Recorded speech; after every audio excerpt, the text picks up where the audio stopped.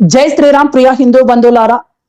అలాగే ఈ రోజు మన మధ్యలో అందరూ ఎంతో ఆతృతగా ఎదురు చూస్తున్నటువంటి అంటే క్రైస్తవంలో అన్యమత ద్వేషం గురించి మనం పార్ట్ లోకి వచ్చాము. చాలా మంది నాకు ఫోన్ చేసి కూడా అడిగారు, అన్న అలాంటి ప్రోగ్రామ్స్ మళ్ళీ మళ్ళీ చేయండి, చాలా మాకు కావాలి, చాలా ఇన్ఫర్మేషన్ ఉంది, చాలా వాస్తవాలు మేము తెలుసుకుంటాం అనేసి చాలా మంది మనకు ఫోన్ చేసి అడగడం జరిగింది. అయితే ఈ రోజు సార్ సహదేవ్ సార్ మన మధ్యలో ఉన్నారు. సార్ మీకు నమస్కారం తెలియజేసుకున్నాను, స్వాగతం కూడా తెలియజేసుకున్నాను శ్రీరామరాజ్యానికి, అలాగే ధర్మ పోరాటానికి. అలాగే ఈ రోజు నమస్కారం సార్. అలాగే ఈ రోజు మనము పార్ట్ 2 చూడబోతున్నాం. అంటే క్రైస్తవంలో అన్యమత ద్వేషము ప్రపంచవ్యాప్తంగా ప్రాచీన మతాల నాగరికతను ధ్వంసం చేసేటువంటి క్రైస్తవంలో ఈ రోజు మనము వాస్తవాలు చూడబోతున్నాము. అలాగే ఎవరైనా సరే ఈ లైవ్ కార్యక్రమం చూస్తున్న వాళ్ళు ఈ లైవ్ లోకి రావాలనుకుంటే, అంటే కాలర్స్ కదండి, సహదేవ్ సార్ ప్రెజెంటేషన్ అయిపోయిన తర్వాత ఎవరైనా లైవ్ కి రావాలనుకుంటే వాళ్ళు వచ్చేవాళ్ళు ఒక టర్మ్స్ అండ్ కండిషన్ అనేటువంటి ఉంటుంది, ఒక టైం పీరియడ్ అనేటువంటి మనం సెట్ చేసాము. ఒక 5 నిమిషాల కంటే ఎక్కువ మాట్లాడడానికి ఎవరికి ఆ టైం ఇవ్వము. ఎందుకనంటే మనకు కేవలం సహదేవ్ సార్ ఏదైతే ప్రెజెంటేషన్ ఇస్తారో క్రైస్తవ అన్యమత ద్వేషం గురించి పార్ట్ 2 లో ఇచ్చేటువంటి అంశం గురించే మనం చర్చించాలి. మిగతా విషయాలు చర్చిస్తే వాటిని ఖచ్చితంగా వాళ్ళు టెర్మినేట్ చేయడం జరుగుతుంది ప్యానల్ నుంచి. సో ఎవరైనా ఒక క్రైస్తవులు వచ్చినా సరే 5 నిమిషాల కంటే ఎక్కువగా మనము సమయం ఇవ్వబడదు, అందరికీ ఇవ్వాలి. కాబట్టి ఈ చిన్న విషయాన్ని గమనించేసి అందరూ కూడా ఈ అంటే సహకరిస్తారని నేను ఎంతో ఆశిస్తున్నాను. సార్కి మీకు హ్యాండ్ ఓవర్ చేస్తున్నాను సార్. ఓకే, ఒక నిమిషం అండి, ఓకే సైలెంట్ లో పెట్టేస్తే గుడ్. ఓకే, స్క్రీన్ స్టార్ట్ చేస్తారా నాది రెండోది? Sure, okay sir, done.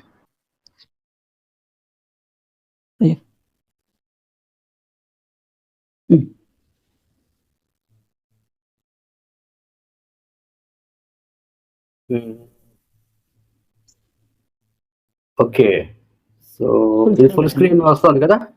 వస్తుంది సార్, మనం అప్పీల్ కావమ్మా, ఓన్లీ స్క్రీన్ వస్తుంది. అది అందుకోసం కొంచెం మా స్లైడ్లు ఎలా వస్తున్నాయి, ఆడియో ఎలా ఉంది అని చెక్ చేసుకుంటూ ముందుకెళ్తాం అంతే. తప్పకుండా సార్. సో మొదలెడదామండి. Sure sir. అందరికీ స్క్రీన్ వస్తుంది కదా? వస్తుంది సార్, పర్ఫెక్ట్. రైట్. సో గత వారం పార్ట్ 1 చూసాము, క్రైస్తవం ఎలా రోమన్ సామ్రాజ్యంలో రాజుల అంట తీసుకున్నది, క్రైస్తవానికి సమాన హక్కు వచ్చింది మిగతా ధర్మాలు మతాలతో పాటు.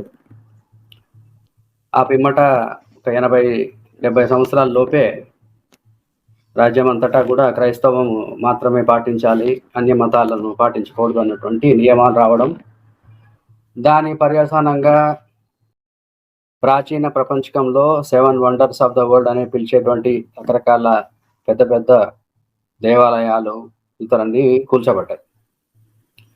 ఇవాళ దాన్ని కొనసాగిస్తూ మరికొన్ని శాసనాలు, వాటి ప్రభావాలు చూద్దాం.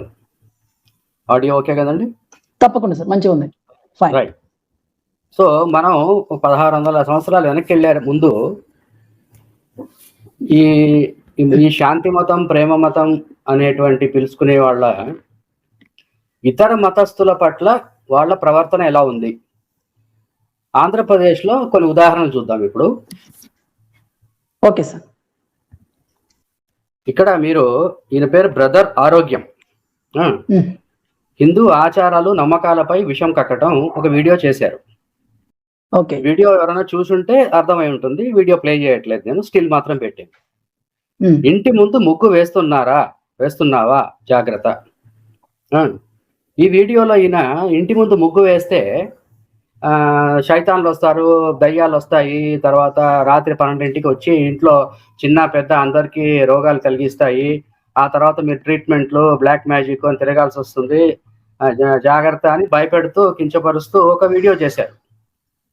సో ఇలా అనాదిగా భారతదేశంలో ఉన్నటువంటి ఒక ఆచార అలవాటైనటువంటి ముగ్గు వేయడము, దాని వెనకాల ఉన్నటువంటి కారణాలు ఏవైనా సరే అది అవతల వాళ్ళకి ఎలాంటి హాని కలిగించలేదు, అవతల వాళ్ళకి ఎలాంటి ఇబ్బంది కలిగించినప్పుడు ఆ ముగ్గును గోకి హిందువుల మనసు గాయపరిచేటువంటి మనస్తత్వానికి పునాది, మూల కారణము, ప్రేరణ ఎక్కడి నుంచి వచ్చింది? అది మనం ప్రశ్నకు మనం సమాధానం వెతుక్కోవాలి. ఎగ్జాక్ట్లీ, అర్థమైందండి? రైట్. సో ఇక్కడ నెక్స్ట్, క్రైస్తవులకు భారత ప్రభుత్వం కరోనా సహాయం ఇవ్వడం లేదు అని దుష్ప్రచారం. ఇప్పుడు ఏఎంజీ ఇంటర్నేషనల్ అనే ఒక సంస్థ మే 2, 2020 నాడు తమ ఫేస్బుక్ లో ఇలా పోస్ట్ పెట్టింది. Many of the families we serve are being denied government COVID-19 relief due to their faith. ఇవాళ ఇంత నీచానికి దిగజారంటే వీళ్ళు దేశ పరువు తీయడానికి కూడా వెనకాడట్లేదు. వేల కోట్ల రూపాయలు జనాల బ్యాంక్ అకౌంట్ లో వేసి మనిషికి రేషన్ షాప్లలో ఎక్కువ రేషన్ ఇచ్చి కరోనా టైంలో ఎలాంటి పక్షవాతం లేకుండా ఏమంటే క్రైస్తవుల అకౌంట్ లో డబ్బులు పడలేదండి. క్రైస్తవులకు రేషన్ కార్డు మీద ఎక్కువ రాలేదండి. వచ్చాయి సార్. మరి అలాంటప్పుడు ఇది మీరు ఒకటి ఇంకో విషయం చెప్తానండి. ఈ సంస్థ ఏదో చిన్న చితక సంస్థ కాదు ఇది. ఆంధ్రప్రదేశ్ లో ఏఎంజీ అంటే తెలిసిన వాళ్ళకి తెలుసు అది ఎంత పెద్దది, దానికి వనరులు ఏమిటి. ఆంధ్రప్రదేశ్ లో క్రైస్తవ సంస్థల్లో కల్లా అన్నిటికంటే ఎక్కువ విదేశీ నిధులు తెచ్చుకునేటువంటి సంస్థ ఏఎంజీ. ఓకే, మీరు ఒక అంచనా వేయండి. వాళ్ళు సేవ చేస్తున్నారు, నేను కాదన్ను, భారీ ఎత్తున సేవ చేస్తున్నారు. 50 నుంచి 60 కోట్ల రూపాయలు ప్రతి ఏటా వీళ్లకు విదేశాల నుంచి వస్తాయి. ఇంత పెద్ద సంస్థ మన దేశం పరువు తీయడానికి కూడా వెనకాడట్లేదు. ఇవాళ లైవ్ మూలంగా నేను ఛాలెంజ్ చేస్తున్నాను. ఏ క్రైస్తవుడన్నా వచ్చి ఇదిగో you are a Christian hence you are not given ration అని ఎవరైనా చెప్పినట్టు గాని చేసినట్టు గాని చూపెట్టం. ఇంతటి అంటే దేశం ధర్మం అంటే వీళ్ళ ఆలోచన ఎలా ఉందో ఇది ఒక నిదర్శనం. ఇక్కడ రెండో శాంపుల్, ఇక్కడ ఫస్ట్ ఫోటోలో మీరు అవుట్ పేషెంట్ బ్లాక్ అని పైన కనపడుతుంది కదండి. అవును సార్. ఇది ఒక పెద్ద ప్రభుత్వ ఆసుపత్రి. ఈ ప్రభుత్వ ఆసుపత్రిలో బాహాటంగా బయట ఒక కుర్చీలు వేసుకుని ఆయన చేతిలో ఒక పుస్తకం ఉంది. ఆయన కొంతమంది అభాగ్యులకి రేషన్ ఇవ్వడానికి వచ్చారు, అది మంచి కార్యక్రమం, ఒప్పుకుంటాను. కానీ రేషన్ ఇచ్చే ముందు ఆయన చేతిలో ఒక పుస్తకం ఉంది. ఆ పుస్తకం ఏంటో నాకు తెలియదు, కాకపోతే దానికి కవర్ మాత్రం నల్లని కవర్ ఉంది. బార్డర్ అంతా కూడా మరూన్ కలర్ లో అంచు రంగు అద్ది ఉంది. భారతదేశంలో ఇలాంటి పుస్తకం ఏమిటో ప్రతి ఒక్కరికి తెలుసు, ప్రేక్షకులకే అర్థమై ఉంటుంది. అంటే ప్రజల దౌర్భాగ్యము, ప్రజల అనారోగ్యము, ప్రజల పేదరికము ఆసరాగా తీసుకుని వాళ్ళకి ముందు ఒక మతపరమైనటువంటి మన ప్రచారం చేసుకున్న తర్వాతే వాళ్ళ చేతిలో రేషన్ పెడతారనమాట. సేవ అనేది నిస్వార్థ సేవ కాదు. వీరు ఒక రోజు చేయట్లేదండి, మీకు ఇంకా వస్తాయి, నెక్స్ట్ కొన్ని ఎగ్జాంపుల్స్ ఇస్తాను. ఇక్కడ మొదటి ఫోటోలో వెనకాల బ్యానర్ లో ఇండిపెండెన్స్ డే అని ఉంది, అంటే స్వాతంత్ర దినోత్సవము. ఆ అమ్మాయి చేతిలో మైక్ ఉంది, ఇంకో చేతిలో ఒక పుస్తకం ఉంది, దానికి ఒక నల్లని అట్ట ఉంది. స్వాతంత్ర దినోత్సవం నాడు ఒక నల్లని అట్ట వేసిన పుస్తకంలోంచి కొన్ని వాక్యాలను వినిపిస్తున్నారు చిన్నారి పిల్లలకు. ఇది ఏ గ్రంథమో మీరు అర్థం చేసుకోండి. రెండో ఫోటోలో 1వ క్లాసు 2వ క్లాస్ చదివే పిల్లలకి యూనిఫామ్ ఇస్తున్నారు. ఆ 4, 5, 6 ఏళ్ల పిల్లలకు కూడా ఒక పుస్తకంలోంచి ఏదో చదివి వినిపిస్తున్నారు. ఆ పుస్తకం ఏంటో ప్రేక్షకుల ఊహాగానానికి వదిలేస్తారు. ఇక్కడ పేరెంట్స్ మీటింగ్, చదివే పిల్లలే కాక తల్లిదండ్రులను పేరెంట్స్ మీటింగ్ కి పిలిచి ఆయన కూడా మరి ఒక నల్ల అట్ట తర్వాత ఒక మరూన్ కలర్ బార్డర్ వేసిన బుక్ లోంచి ఏదో చదువుతున్నారు. ఇప్పటికే అనుకున్న బుక్ లో ఏముంటుందో మనం చెప్పక్కర్లేదు. ఇక్కడ సరే మొదటి ఫోటోలో అన్నం పెట్టే ముందు ప్రార్థన చేస్తారు. రెండో ఫోటోలో free medical camp. Free medical camp లో ఆయన చేతిలో ఏం పుస్తకం ఉందండి? బైబిల్. అంటే ఇక్కడ చూడండి, medical camp for Polireddy colony conducted so and so. ఇక్కడ కూడా ఆయన చేతిలో ఏం బుక్ ఉందంటే నల్లని అట్ట మరూన్ కలర్ బార్డర్ వేసిన బుక్ ఉంది.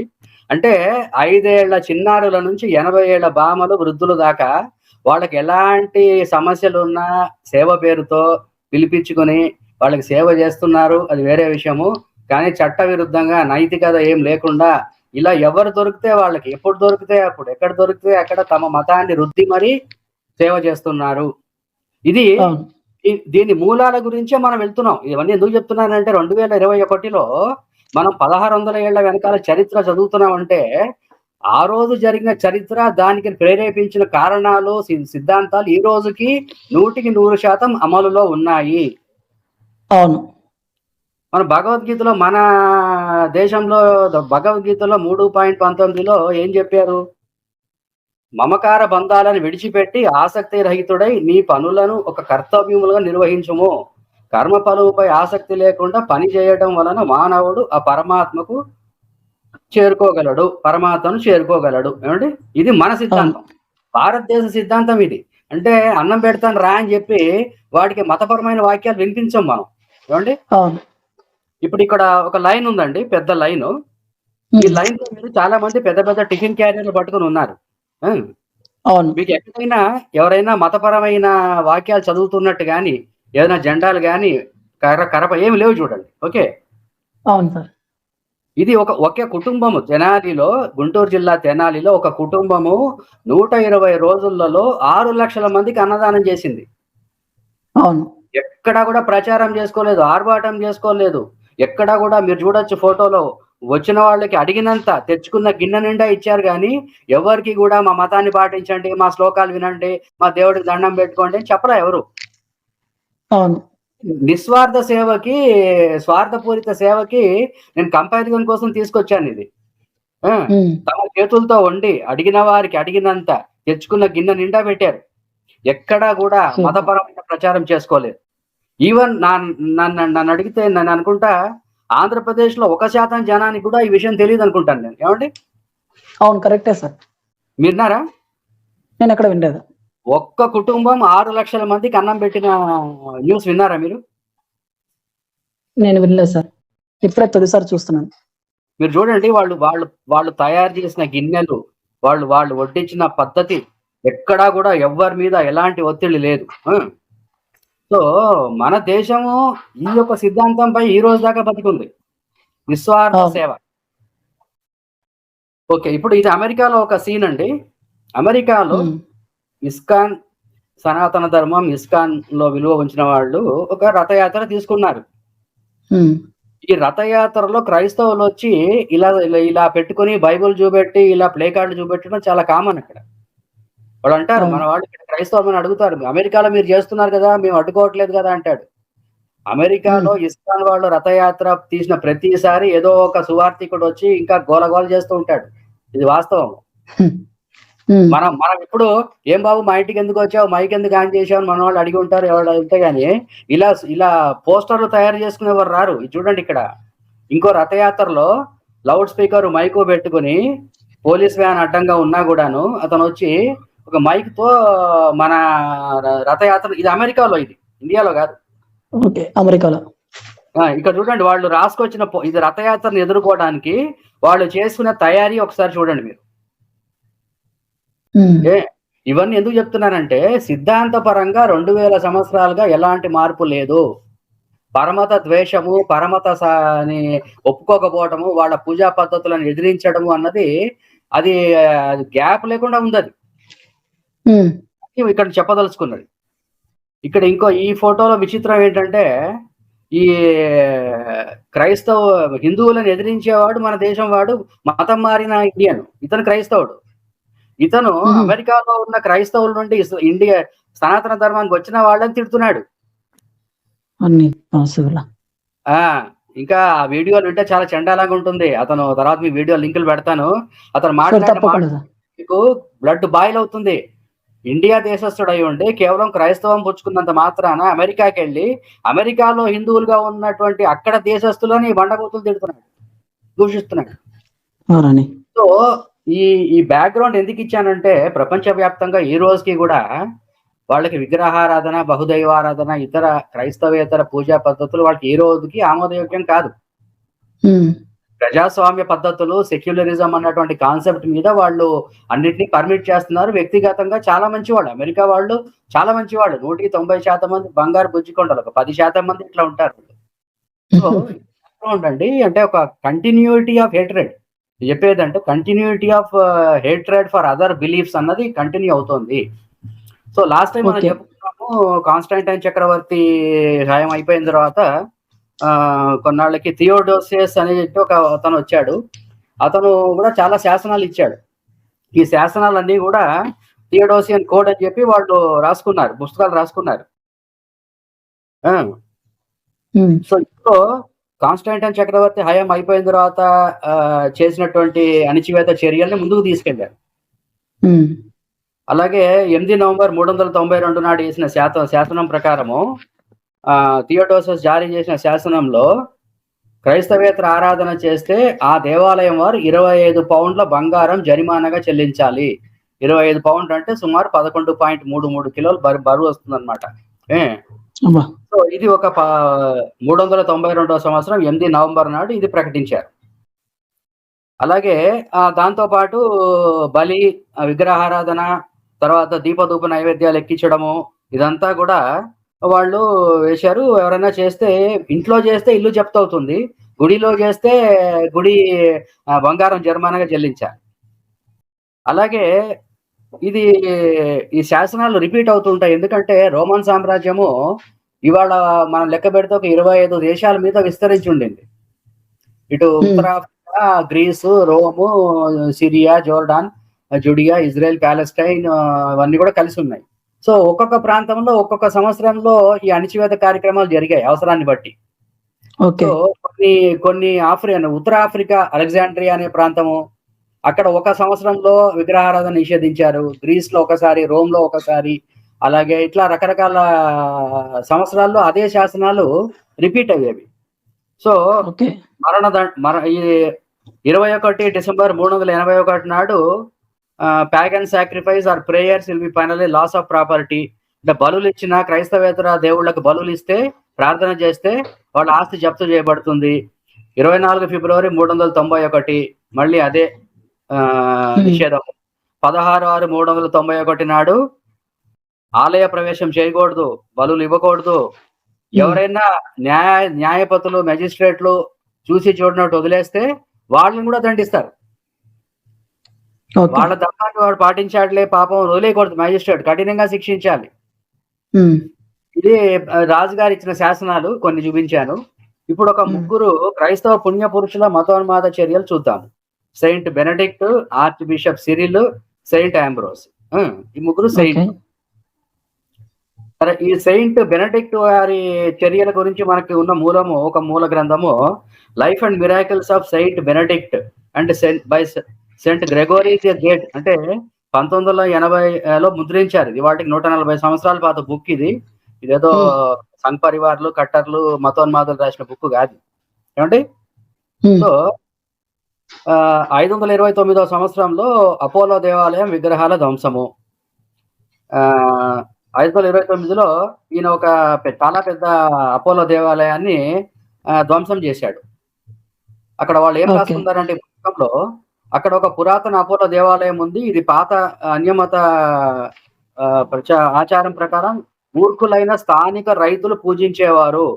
దాని చుట్టూ రాక్షస ఆరాధనకు అంకితం చేయబడిన ఒక తోట పెరిగింది.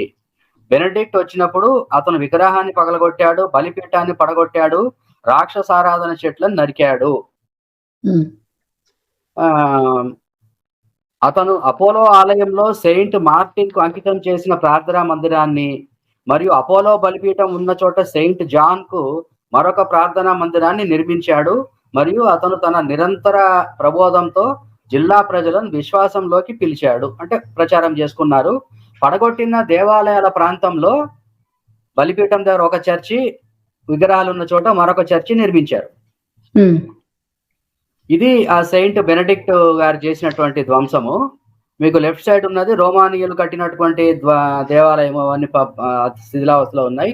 రైట్ సైడ్ వచ్చేసి ఇప్పుడు అది దాన్ని మొనాస్ట్రీ అంటారు, అంటే క్రైస్తవ సన్యాస మఠము. ఇది లేటెస్ట్ బిల్డింగ్. ఇప్పుడు కాలంలో చాలా సార్లు ధ్వంసమైంది అంతర్గత యుద్ధాల్లో. తర్వాత 2వ ప్రపంచ యుద్ధంలో ఇది ఇటాలీ దేశంలో ఉంది కాబట్టి ఇటాలీ దేశం మీద ఇంగ్లాండ్ వాడు, ఫ్రాన్స్ వాడు బాంబులేసి దీన్ని ధ్వంసం చేశారు. ఎందుకంటే ఇది నాజీ హిట్లర్ సైన్యం వాడుకున్నది దీన్ని. సో దాని మీద బాంబులు మళ్ళీ కట్టుకున్నారు వాళ్ళు. సో ఇది ఒక ఫోటో మనకి. సో ఇక్కడ సెయింట్ బెనడిక్ట్ గారు మనం చూపెట్టినట్టు ఇందాక మనం తెలుగులో చెప్పిన మాటలకి ఇక్కడ ఆ బుక్ నుంచి రెఫరెన్స్ ఇచ్చాను. God beat the pieces into idol, overthrew the altar, set fire to the woods and the temple of Apollo, built oratory of Martin. అంటే రుజువులు చూపిస్తున్నాం మనం, రేపు మన మీద నింద లేకుండా. 140 ఇది సెయింట్ అగస్టిన్ వదిలేద్దాము. ఈ ఆర్చ్ బిషప్ సిరిల్ అనే వ్యక్తి, ఈయన అలెగ్జాండ్రియా అంటే ప్రస్తుతం ఈజిప్ట్ లో ఉంది. ఐగిప్తు అంటారు తెలుగులో, ఇంగ్లీష్ లో ఈజిప్ట్ దేశంలో ఉంది ఇది. ఒకప్పుడు ఇదంతా రోమన్ సామ్రాజ్యంలో ప్రాచీన యుగంలో అలెగ్జాండ్రియా పట్టణం చాలా చాలా మానవ హ్యూమన్ సివిలైజేషన్ లో చాలా ఇంపార్టెంట్ నగరం అది. ఈ నగరంలో 7 లక్షల పుస్తకాలు ఉన్నటువంటి లైబ్రరీ ఉండేది. అది ఇంకో ఎపిసోడ్ చేస్తాను దాన్ని.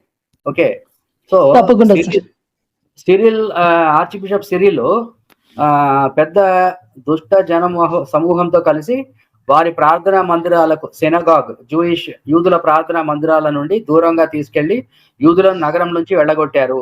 వారి వస్తువులను దోచుకోవడానికి ప్రజలకు అనుమతించారు. ఆ విధంగా మాసిడోనియన్ అలెగ్జాండర్ కాలం నగరంలో అనగా 700 సంవత్సరాల నుండి నివసించిన యూదులను దాని నుండి బహిష్కరించబడ్డారు. యూదులు ఆస్తులన్నీ లూటీ చేయబడ్డాయి. 1,00,000 మందికి పైగా యూదులు అన్ని దిశల్లో చెదర అయ్యారు. ఇది అలెగ్జాండ్రియా లొకేషన్ అండి. మీరు చూస్తే అలెగ్జాండ్రియా ఎందుకు ఇంపార్టెంట్ అంటే, ఇండియా నుంచి కానీ ఎక్కడి నుంచి కానీ పడవలు వెళ్తే ఈ రోమా సామ్రాజ్యానికి ఈ ఇప్పుడు సూయస్ కెనాల్ ఉంది ఇక్కడ. అంతకుముందు సూయస్ కెనాల్ లేదు. సో ఈ పాయింట్ దాకా వస్తాయి. వచ్చి ఇక్కడ నుంచి నేల మీద తీసుకెళ్లి మళ్ళీ అలెగ్జాండ్రియా పోర్ట్ కి అప్పచెప్తారు.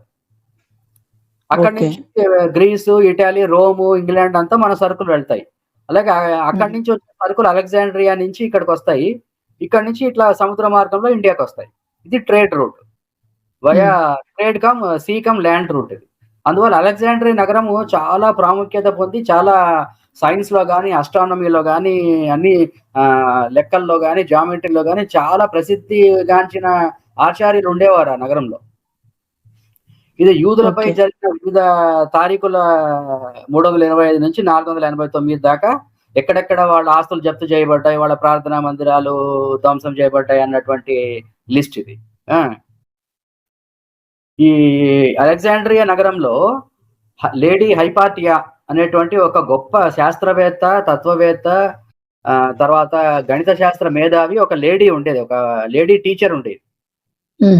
ఈవిడ్ని 415 సంవత్సరంలో ఆర్చ్ బిషప్ సిరిల్ గారి ప్రోద్బలంతో క్రూరంగా హత్య చేసి చంపేశారు ఈవిడ గురించి చేసినటువంటి దుశ్చర్యల్ని కూడా క్రైస్తవులు రాసుకున్నటువంటి జాన్ బిషప్ ఆఫ్ నికియు అనేటువంటి ఒక బిషప్ రాసినటువంటి పుస్తకంలోంచి మనకి లభ్యమవుతుంది. సో ఈవిడ ఈ హైపాటియా టీచర్ ని చంపడానికి వీళ్ళు వెతుక్కున్న కారణాలు ఏంటి? ఆవిడేమో భూగోళ శాస్త్రము, మన జామెట్రీ, మన ఫిలాసఫీ, సైన్స్ బోధిస్తుంది జనాలకి. మరి జనాలకు వివేకం పొంది కొన్ని ప్రశ్నలు లేవదీస్తే సమాధానం చెప్పలేరు కదా. అందువల్ల సైన్స్, అస్ట్రానమర్లు, సైంటిస్టులు, శాస్త్రవేత్తలు అని చంపారు వాళ్ళు. ఇక్కడ వాళ్ళు వెతుక్కున్నటువంటి మార్గం ఏంటి? ఆవిడ్ని ఎలా వర్ణిస్తున్నారు? ఈ బిషప్ ఎలా వర్ణిస్తున్నాడు ఆమెని? ఆడియో ఓకేనండి? మంచిగా ఉంది. There a female philosopher, a pagan named Hypatia, and she was devoted all the time to magic, astrolabe. అంటే వీళ్ళకి లెక్కలు అర్థం కాలేదు కాబట్టి ఆవిడ మ్యాజిక్ చేసినట్టు లెక్క. And she was instrument of music, and she beguiled many people through her satanic wile. అంటే ఆవిడ సాతాను పూజల ద్వారా చాలా మంది మగవాళ్ళని, గొప్పవాళ్ళని తన వైపు ఆకర్షించుకుంది. Governor of the city honored her exceedingly, for she had beguiled him through her magic. ఆ అలెగ్జాండ్రియా ప్రాంత గవర్నర్ ని తన కైవసం బుట్టలో వేసుకుంది. దేని ద్వారా లెక్కలు చెప్పింది. భూమి చుట్టూ సూర్యుడి చుట్టూ భూమి తిరుగుతుంది, సౌర కుటుంబం ఇలా ఉంటుంది, పైథాగరస్ థీరం అంటే ఏంటి, A² + B² ఏంటి, ఇదంతా చెప్పింది ఆవిడ. చెప్పేసరికి ఆవిడ దాని మ్యాజిక్ పరిగణించి ఆవిడకి ఒక ముద్ర వేశారు, మంత్రసాన్ని చేతపాటు చేస్తోందని. సో 415వ సంవత్సరంలో సన్యాసులు ఆమె రథం నుండి కిందికి ఈడ్చి అలెగ్జాండ్రియా నగరం గుండా లాగారు. ఆమెను సజీవంగా చర్మం ఒలిచి ఆమె శరీరాన్ని ఛిద్రం చేశారు. తర్వాత కాల్చేశారు. ఆమె పుస్తకాలన్నీ కాలిపోయాయి. తర్వాత చర్చ్ ఆర్చ్ బిషప్ సిరిల్ ను సెయింట్ సిరిల్ గా పదోన్నతి, ప్రమోషన్ ఇచ్చింది. ఈ చర్య ఇలాంటి చాలా చర్యలు చేశాడు ఆయన. ఇది మనం ఇందాక తెలుగులో చెప్పిన దానికి ఇక్కడ ఇంగ్లీష్ ప్రమాణ ఇది ఇక్కడ 101, 102లో ఉన్నాయి. They tore off her clothing and dragged her through the streets of the city till she died, and they carried her to a place named Sinaron, and they burned her body with fire, and all the people surrounded Patriarch Cyril and named him the new Theophilus, for he had destroyed the last remains of idolatry. అంటే విగ్రహారాధన యొక్క ఆఖరి మూలాలను ధ్వంసం చేసినటువంటి arch bishop Cyril ని క్రైస్తవులందరూ భుజానెత్తుకున్నారు అని ఇక్కడ రాసుకున్నారు, వాళ్ళే రాసుకున్నారు. ఓకే. Next Saint Ambrose. ఈ సెయింట్ ఆంబ్రోస్ చాలా ఉన్నాయి, ఒక ఘటన మాత్రం చెప్తాను. రోమన్ పార్లమెంట్ లో సిమాకస్ అనేటువంటి ఒక వ్యక్తి, రోమా ప్రాంత గవర్నర్, ఆయన రోమన్ పార్లమెంట్, రోమన్ శాసన సభలో చాలా చాలా విషాదంతో ఒక ఆర్గ్యుమెంట్ చేశాడు. ఏమని? మేము మా స్థానిక స్వదేశపు దేవుళ్లకు శాంతి కోరుతున్నాము, మేము మీరు ఒకటే మట్టిని పండిస్తాము, ఆలోచన ఒకటే, మేము అదే నక్షత్రాలను, అదే స్వర్గాన్ని చూస్తాము, మరి అదే ప్రపంచం మన చుట్టూ ఉంది. ప్రతి ఒక్కరూ తన సొంత వివేకం ప్రకారం ఎందుకు సత్యాన్ని వెతుక్కోకూడదు? అంతిమ సత్యాన్ని ఒకే మార్గం ద్వారా సాధించలేము. ఓకే, అంటే పాటిస్తే క్రైస్తవం పాటిండి అని, లేకుండా చావండి అని అక్కడ చట్టం చేశారు. దాన్ని వ్యతిరేకిస్తున్నాడు. ఓకే ఓకే దానికి ఇంకా చెప్పాడు, తమ పూర్వీకులు సంతోషంగా అనుసరించి మన తండ్రులు మనం అనుసరించాలి. నేను రోమన్ మతం యొక్క పక్షం మాత్రమే వాదించను. అంటే క్రైస్తవం యొక్క కబంధహస్తాల్లోంచి అన్ని ధర్మాలను, అన్ని మతాలను రక్షిస్తున్నాను. మీరు క్రైస్తవం పాటించండి, మేము మా ధర్మం పాటిస్తాం, తప్పేంటి అని అడుగుతున్నాడు ఆయన పార్లమెంట్ లో. దానికి సోర్స్ కూడా ఇచ్చాము. దానికి సెయింట్ అంబ్రోస్ గారు ఇచ్చిన సమాధానం ఒక పారాగ్రాఫ్ వినిపిస్తాను. మనుషులందరూ చక్రవర్తికి సేవ చేస్తారు మరియు అతను దేవునికి సేవ చేస్తాడు. అయితే సత్యదేవునికి విధేయత చూపే వారికి రాక్షసైలైన దేవతల పట్ల విధేయత ఉండరాదు. విగ్రహాలను దహనం చేయాలి, అపవిత్రమైన వేడుకలను రద్దు చేయాలి. చట్టసభ ఆవరణలో ఉన్న విజయదేవి బలిపీఠాన్ని పునరుద్ధరించడం క్రైస్తవ మతానికి హింసించడమే అవుతుంది. అంటే రోమన్ పార్లమెంట్ లో విజయదేవత విగ్రహం ఒకటి ఉండేది 500 సంవత్సరాలు. దాన్ని క్రైస్తవం ఏ పని చేసినా ముందు అక్కడ, ఇవాళ మనం గాంధీ గారికి, అంబేద్కర్ గారికి దండ వేసినట్టు ఆ రోజుల్లో విజయదేవతకి పూజ చేసి మాత్రమే వాళ్ళు పని మొదలెట్టేవారు. అలాంటిది విగ్రహాన్ని తొలగించారు వీళ్ళు. ఆ పార్లమెంట్ భవనంలోనే విగ్రహాన్ని తొలగించేశారు. కానీ మీరు క్రైస్తును దేవుడిని నిరాకరిస్తే, అతను చనిపోయాడని మీరు విశ్వసించినందున అవమానాలతో గౌరవించే మరియు గౌరవంగా అవమానించే మీరు ఒక చెక్క ముక్కను మీ దేవుడుగా భావిస్తున్నారు. ఇది ఆలోచన రహితమైనది, ఇది అవమానంతో నిండిన ఒక పూజ. ఇది వాళ్ళ క్రైస్తవేతరులని తమ పూర్వీకుల మతాన్ని ఈ రకంగా దూషిస్తున్నాడు ఆయన సెయింట్ అంబ్రోస్. మన చక్రవర్తి సర్వం క్రీస్తు నామాన్ని మాత్రమే ఇవ్వబడింది. అతని గురించి మాత్రమే మాట్లాడనివ్వండి. అతను ఎవరి స్పృహలో ఉన్నాడో, ఎందుకంటే రాజా హృదయం ప్రభు చేతిలో ఉంది. ఎవరైనా అన్యమత చక్రవర్తి క్రీస్తుకు బలిపీఠం ఎత్తారా? అంటే మీరు క్రైస్తవం రాకముందు మీరు క్రైస్తవాన్ని అణగదొక్కారు, ప్రోత్సహించలేదు, పాటించలేదు. ఇప్పుడు మేము మీకెందుకు ఒప్పుకోవాలని అడుగుతున్నాడు. ఓకే, ఇంకా చాలా ఉంది. నెక్స్ట్ సాహిత్య మీమాంసాచార్యుడు లిబానియస్ రోమా చక్రవర్తికి రాసిన లేఖ. దేవాలయాలు గ్రామీణ ప్రాంతాల ఆత్మ, అవి దాని స్థిర నివాసానికి వలస జీవితం నుంచి నాంది పలుకుతాయి. అంటే సంచార జీవితం నుంచి ఒక స్థిరమైన జీవితానికి వచ్చినప్పుడు ముందు ఊర్లో ఒక దేవాలయం కట్టి పూజలు మొదలెట్టి అప్పుడు ఊరు ప్రారంభమవుతుంది. అలాంటిది నేటి పిల్లలకు అనేక తరాల ద్వారా అందించబడ్డాయి. క్రైస్తవ సన్యాసులు దేవాలయాలపై కర్రలు మరియు రాళ్లు మరియు ఇనుప కడ్డీలతో దాడి చేయడం, కొన్ని సందర్భాల్లో చేతులు మరియు కాళ్ళతో వీటిని అసహించుకోవడం చేస్తున్నారు. పూర్తిగా నిర్జనమై పైకప్పులు తీయడం, గోడలు కూల్చడం, విగ్రహాలను కూల్చివేయడం మరియు బలిపీఠాలను పడగొట్టడం వంటి జరుగుతున్నాయి. పూజారులు మౌనంగా ఉండాలి, లేకపోతే చనిపోవాలి. ఒకదానిని పడగొట్టిన తర్వాత రెండోది, మూడోది అలా చేసుకుంటూ పోతున్నారు.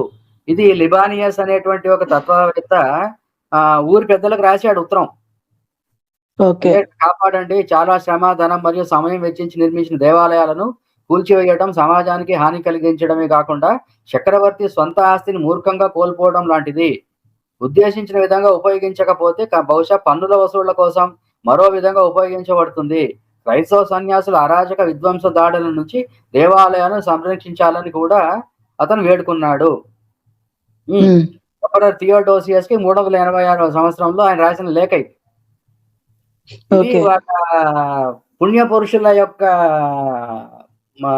చర్యలు అన్నమాట ఇవి. సో ఇవన్నిటిని చరిత్ర వెలుగులోకి రాలేదు. సో ఈ 2017వ సంవత్సరంలో క్యాథరిన్ నిక్సీ అనేటువంటి ఒక క్రైస్తవ మహిళే the darkening age, the Christian destruction of the classical world అనేటువంటి ఒక గ్రంథం రచించి ప్రచురం అయింది. అందులో ఆవిడ మనం ఇందాక మాట్లాడిన విషయాలు ఉన్నాయి కదా, ఇవన్నిటిని కూడా చక్కగా వివరిస్తూ 2017లో ఈ పుస్తకం వచ్చింది. ఆసక్తి గలవారు ఈ పుస్తకం చదువుకోవచ్చు, దొరికినప్పుడు చదవండి. అందులోంచి కొన్ని కొటేషన్స్ ఇచ్చాను, మనం ఫాస్ట్ గా మూవ్ చేద్దాము. సో ఇంకొన్ని కొటేషన్స్ ఇచ్చాను. ఓకే. సో లాస్ట్ కి 416లో థియోడోసియన్ కోడ్ లో ఒక శాసనం ఇచ్చారు, దాదాపు లాస్ట్ అనుకోవచ్చు మనం. పౌర సైన్య ఉద్యోగాలలో క్రైస్తవేతరులకు ప్రవేశం లేదు అని అలాంటి శాసనం ఇచ్చి లాస్ట్ లో ఒక లైన్ రాశారు వ్యంగ్యంగా, ఇంకా క్రైస్తవేతరులు ఎవరు లేరు అని అనుకుంటున్నాము అని శాసనాన్ని ముగించారు. అంటే 312 నుంచి మొదలుపెట్టి 416లోగా సమాజంలో అణిచివేతకు గురి చేసి చివరికి వాళ్లే వ్యంగ్యంగా ఎన్ని శాసనాలు ఇచ్చినా ఇంకా బలిపీఠాలు లేవు, విగ్రహాలు లేవు, ఏమీ లేవు, లేరు, అసలు క్రైస్తవేతరులే లేవు, అందరినీ మార్చేసామని అనుకుంటున్నామని వాళ్లే వ్యంగ్యంగా రాసుకున్నారు. అంటే ఆలయ ధ్వంసం, విగ్రహానికి మరణశిక్ష లాంటి భయం సమాజంపై తీవ్ర ప్రభావం చూపించింది. ఈ కొన్ని శాంపుల్స్, వాళ్ళు ముక్కులు పగలు కొట్టి దాని మీద క్రాసులు వేసుకున్నారు. ఓకే, ఇప్పుడు ఒక లాస్ట్ పార్ట్కి వస్తున్నాను. ఈ మొత్తం ఈ రోమన్ సామ్రాజ్యంలో జరిగినటువంటి మార్పుల వల్ల ఒక ధర్మం అనంటే ఒక మతం అనుకోండి, ఒక మిత్రాయిజం అని ఒక మతం ఉండేది. ఈ మిత్రాయిజం అనే మతము ఇరాన్ లో స్టార్ట్ అయింది. అంటే మనకి ఇండో ఇరానియన్ అంటే స్టార్టింగ్ ఋగ్వేద కాలంకి కొంచెం ముందు మనకి ఇరానియన్లకి కొన్ని కామన్ ఉన్నాయి, అందులో ఈ మిత్ర అనే దేవుడు కూడా ఒకటి ఉన్నారు, ప్రాచీన దేవుడు. అది అలా ఇరాన్ నుంచి మొదలుపెట్టి ఇంగ్లాండ్ దాకా పాకింది. ఇప్పుడు ఈ క్రైస్తవం రాకముందు వచ్చి ఈ మధ్యలో గత 200-300 సంవత్సరాల్లో ఎక్కడైనా లండన్, ప్యారిస్ ఇలాంటి పెద్ద పెద్ద నగరాల్లో ఎక్కడైనా రోడ్డు వేయాలన్నా, బిల్డింగ్ రిపేర్ చేయాలన్నా తవ్వితే అక్కడ మీకు ఒక మిత్ర దేవాలయం బయటపడుతూ ఉంటుంది అన్నమాట. ఇక్కడ మీకు చూసి ఎర్ర చుక్కలన్నీ కూడా ఇరాన్ దగ్గర మొదలుపెట్టి, ఇరాన్ దేశంలో మొదలుపెట్టి టర్కీ, ఇరాక్, ఈజిప్ట్, ఇప్పుడు ఉన్నటువంటి ఇటలీ, గ్రీస్, స్పెయిన్, పోర్చుగల్ నిండా 2000కు పైగా మిత్ర దేవాలయాలు బయటపడ్డాయి, అవశేషాలు బయటపడ్డాయి ఇప్పటికి. అయితే ఇది కొద్దిగా సీక్రెట్ అంటే ఒక రకంగా పాటించే మతము. వాళ్ళ సూత్రాలు ఏంటి, వాళ్ళ నమ్మకాలు ఏంటి మనకి ఎవరికి అంతగా తెలియదు, గ్రంథాలు లేవు మనకి ఎవరి దగ్గర, ఇక్కడ దొరకల. కాకపోతే అక్కడ మిత్ర అనే దేవుడు ఒక దున్నపోతుని బలి ఇవ్వడం అనేది వాళ్ళ కామన్ సింబల్. ఇది ఇక్కడ చూస్తే మీరు రెండో ఫోటోలో చూసేది ఒక మిత్ర దేవాలయము. ఇది ఇవన్నీ ఎక్కడున్నాయంటే మీరు ఈ యొక్క పెద్ద ఆ ప్రాచీన చర్చ్ ఉంది, బాసిలికా ది శాన్ క్లెమెంటే అని ఇటలీలో. దాని కింద పునాదుల కింద ఈ మూడో ఫోటోలు చూసే మిత్ర దేవాలయం ఉంది. అంటే ఈ మిత్ర దేవాలయాలన్నీ పడగొట్టి వాటి మీద చర్చిలు ఏవో కట్టేసుకున్నారు వాళ్ళు. అలాగే మీరు చూస్తే 2017 ఇప్పుడు ఉంది ఇది, France, discovery of temple dedicated to Persian god Mithra. 2017 ఆ ప్రాంతంలో ఏదో వాళ్ళు పెద్ద బిల్డింగ్ పునాదులు దవ్వుతుంటే అక్కడ ఒక ప్రాచీన మిత్ర దేవాలయం బయటపడింది. దాని ఫోటో లాంటిదే ఇది, ఇంకో దేవాలయం శాన్ క్లెమెంటేలో ఉన్నది. అలాగే ఇక్కడ బాత్ ఆఫ్ కెరాకుల్లా రోమ్ పట్టణంలో ఈ రోజుకి పాత బిల్డింగ్ ఉంది. ఈ పాత బిల్డింగ్ పునాదుల్లోకి వెళ్తే మళ్ళీ అక్కడ మిత్ర దేవాలయం ఉంది. ఇలాంటి విగ్రహాలు, ఇలాంటి పూజ అవన్నీ కనపడతాయి. సో వెలిసి మనం చెప్పదలుచుకున్నది ఏంటంటే, ఈ ఒక 100 సంవత్సరాల నుంచి 300 నుంచి మొదలుపెట్టి క్రమేపీ ఈ యొక్క క్రైస్తవ సిద్ధాంతము, అన్యమతాన్ని ఒప్పుకోకపోవడం అన్నది కంటిన్యూ చేసి ఇక్కడ దాకా తీసుకొచ్చారు. సో ఇది ఇవాళ ప్రెజెంటేషన్ అండి. దీని మీద ఏమైనా క్లారిఫికేషన్స్, డౌట్స్ ఉంటే బ్రీఫ్ గా అడగండి. వితండవాదానికి దిగకుండా ఇవాళ కాకుండా మిగతా ఏమి అడగకుండా ఉంటే బాగుంటుంది. ఎందుకంటే సబ్జెక్ట్ అందరికీ తెలియాలి, మాకు కూడా ఇంప్రూవ్మెంట్ కి రావాలి, విషయాలు ఏం కవర్ కావాలి. ఓకే, చాలా మంచి విషయాలు మీరు తెలియజేశారు సార్. ఆంధ్రప్రదేశ్ లో జరుగుతున్నటువంటి ఎక్కడైతే ప్రజలకు కూడా చాలా మంది మేము మటుకు చెప్తూనే వస్తున్నాము. కానీ అన్నిటికన్నా అంతకన్నా మించి మీరు మంచి వాస్తవాలతో కూడినటువంటి ప్రూఫ్‌లతో డాక్యుమెంట్ చూపించడం జరిగింది. అందుకు మీకు ప్రత్యేక ధన్యవాదాలు. అలాగే స్కూళ్ళల్లో కూడా ఏ విధంగా మత మార్పిడి చేస్తున్నారు. మత మార్పిడి అంటే పిల్లలకు కూడా బైబిల్ ఇచ్చేసి స్కూల్లో సార్ అయితే చెప్పలేకపోయినారు కానీ అందులో ఒక నల్లట్ట పుస్తకం అని అంటున్నారు కానీ నేనైతే ఓపెన్ గా చెప్తున్నది బైబిలే. నేను చెప్పేస్తున్నాను బైబిలే. సో అంత చిన్న పిల్లలకు కూడా ఎందుకు విషం నేర్పిస్తున్నారు అంటే వీళ్ళు ఏంటంటే బైబిల్లో నేను ఒకటి అయ్యో కొంచెం ఆశించి ప్రేమ చూపించే మతం ఏదైనా ఉందనంటే అదే అనే దానికి మనకు నిదర్శనము ఇక్కడ చూడొచ్చు. అంటే మతం మార్చేయడం అంటే మేము పెట్టాం కదా మీరు మా మతంలోకి వచ్చేయండి, మా చర్చికి వచ్చేయండి, ఏదో మా గ్రంథం చదవండి. అలాగే సద్బ్రాహ్మణులు అక్కడ బ్రాహ్మణులు ఎవరైతే మనకు మన హిందువులు బ్రాహ్మణులు కానీ హిందువులు అక్కడ అన్నదానము చేస్తున్నప్పుడు రాండి అని ఎక్కడైనా మనం చూసిన ప్రస్తావాలు దాఖలు కూడా లేవు. అది అక్కడ కనపడదు కూడా కనపడదు. సో ఇది ఈ వ్యత్యాసం అనేటువంటి చాలా స్పష్టంగా కనపడింది. అలాగే వీళ్ళు మన సంస్కృతి సంప్రదాయాన్ని కూడా భ్రష్టు పట్టిస్తారనేది చాలా స్పష్టంగా మనకు అర్థమవుతుంది. సార్ ఒక పాస్టర్ గారి ముగ్గు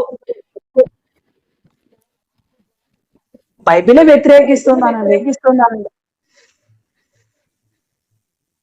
సో ఇలాంటివి మనకు చాలా స్పష్టంగా అర్థమవుతుంది సార్. అలాగే గోపి గారు మీరు మాట్లాడండి. చెప్తానండి. ఇప్పుడు మత ప్రచారం గురించి చెప్పేది ఎక్కడ గుడి దగ్గర బడి దగ్గర ఏదో చెప్పుకుంటూ వచ్చారు. అదంతా ఓల్డ్ వర్షన్ అండి. ఇప్పుడు 2.0 బయలుదేరింది లేటెస్ట్ వర్షన్ పాశ్చాత్య దేశాల్లో. ఏంటంటే కొంతమంది మంచిగా చేరి ఒక గదిలోకి వెళ్తారు. అక్కడ ఎవరైనా ఇష్టపడి ఒక 10 నిమిషాలు వాళ్ళ దగ్గర వాళ్ళకి నల్లట పుస్తకం ఇస్తున్నారు. ఇది లేటెస్ట్ అండి. ఇది ఓల్డ్ అయిపోయింది. అది లేటెస్ట్ ఏంటంటే వీళ్ళు రంగంలో దిగేసి ఒక 10 నిమిషాలు వాళ్ళ దగ్గర గడిపితే నల్లట పుస్తకం పంపిస్తున్నారు. నెక్స్ట్ ఇంకొకటి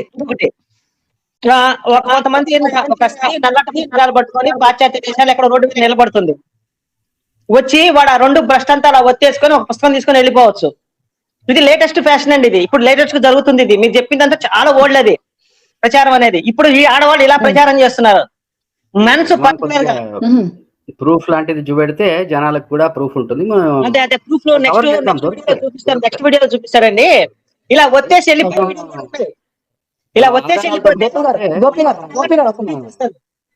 మనం పాయింట్స్ మనం పెట్టినప్పుడు మనం ఏది పెట్టినా కూడా ఇదిగో మూలము, ఇదిగో సోర్స్ ఉన్నాయండి. అంటే ప్రస్తుతానికి ఇప్పుడు హఠాత్తుగా మీరు ప్రశ్న తీసుకురాలేదు. అదే అంటే ఎగ్జాంపుల్ అంటే మాట్లాడండి, మీరు మాట్లాడండి పండేష్ గారు కానీ మన లోకల్ మాట్లాడారు. అంటే సంఘటనలు ఘటనల గురించి కాదు, సీక్వెన్స్ అంటే ఆ యొక్క పరమత ద్వేషంలో ఏమాత్రం గ్యాప్ రాలేదని చెప్తున్నాం. అవును, అంటే వాళ్ళు ఎప్పటికప్పుడు దొంగలు మార్చినట్టు ట్రెండ్స్ మార్చేస్తున్నారండి. ఎప్పుడు ఒకటే ట్రెండ్ ట్రెండ్ మారుస్తున్నారు. ఓకే నెక్స్ట్ అండి ఎవరైనా ఉన్నారా? నెక్స్ట్ కొంచెం మళ్ళీ వద్దా, మీరు మళ్ళీ వద్దరు కానీ ఫస్ట్ ఆడియన్స్ ఎవరైనా ఉంటే ఇంకెవరైనా ఉంటే తీసుకోండి. Point okay. అయ్యో సహదేవ్ సార్ కట్ అయిపోయినారు. ఒకసారి మీరు మళ్ళీ రండి సార్. సో ప్రేక్షకులారా క్లియర్ వస్తుంది. ఓకే. సో ఎవరైనా మీరు సార్తో మాట్లాడాలి కానీ లేదంటే మన ప్రేక్షకుడు మంచి అవకాశము లైవ్ లోకి రావచ్చు. ఆ సార్తో మాట్లాడడానికి ఈ లైవ్ ప్రెజెంటేషన్ పై మీ యొక్క స్పందన కూడా తెలియచేయండి. అలాగే మీరు చూసినట్టు అనుభవాలు అంటే సేమ్ సార్ ఏదైతే ప్రెజెంటేషన్ ఇచ్చారో మీ యొక్క అనుభవాలు కానీ ఆ ప్రెజెంటేషన్ మాట్లాడడానికి తప్పకుండా ముందుకు రండి.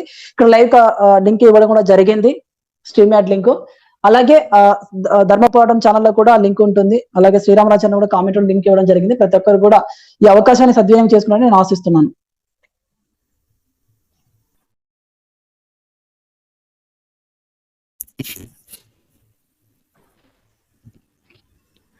ఫనీ గారు మీరు మాట్లాడండి సార్, అందులోకి ఎవరైనా వస్తే మనం చూద్దాం. కాలర్స్ 9 తర్వాత వస్తారు సార్ బాగా. ఓకే జనరల్ గా మాట్లాడుకోవచ్చు. అంటే నేను బ్రీఫ్ గా, ఎందుకంటే 45 minutes అట్లా మాట్లాడి తర్వాత క్వశ్చన్ ఆన్సర్స్, తర్వాత మళ్ళా సెకండ్ రౌండ్ పెట్టుకున్నాను.